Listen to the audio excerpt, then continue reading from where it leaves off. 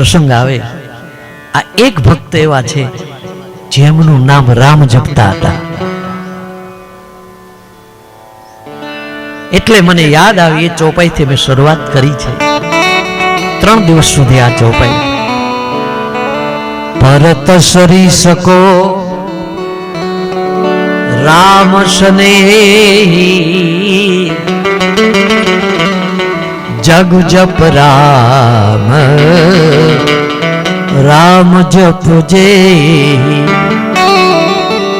આખું જગત રામ રામ રામ રામ રામ કરે છે.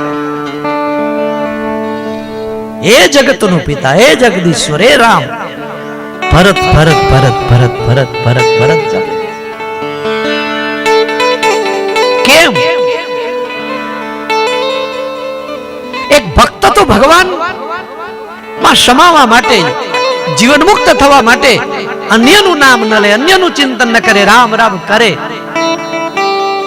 પણ ઈશ્વર જે જીવને યાદ કરે, ભગવાન જે ભક્તને યાદ કરે, એ ભક્તની કક્ષા કેટલી માન હશે. અથવા તો ભગવાન કેમ ભક્તને યાદ કરે, એ ત્યારે જ બને કે ભક્ત અને ભગવાન કોને કહેવાય? પ્રેમ હોય એને. ભક્તમાં ભક્તિ, ભક્તિ એટલે પ્રેમ.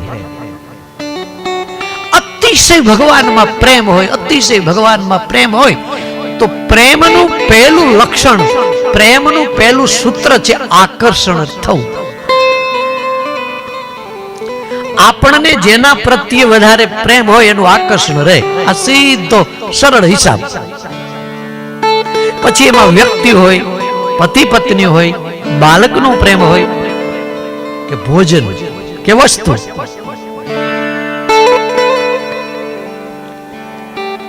પ્રેમીનું મન પોતાના પ્રેમીથી દૂર ન થાય એનું નામ પ્રેમ. તો પ્રેમી પોતાના પ્રેમીને સતત યાદ કરે,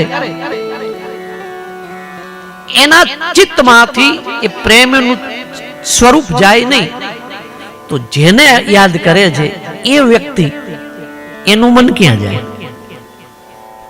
એ કોઈ બીજાને યાદ કરે કે એનું મન જેને યાદ કરતો એને જ કરે ને. બસ આ પ્રેમની વ્યાખ્યા.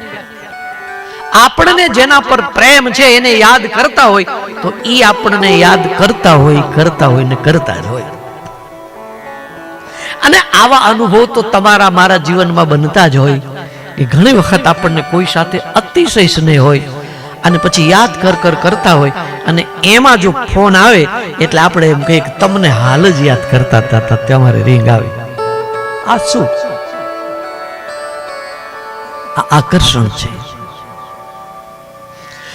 તો ભરતજીએ રામને જેટલા યાદ કર્યા છે, ભરતજીમાં જેટલું રામનું સ્મરણ છે, એટલું સ્મરણ, એટલું ચિંતન, એટલું યાદ,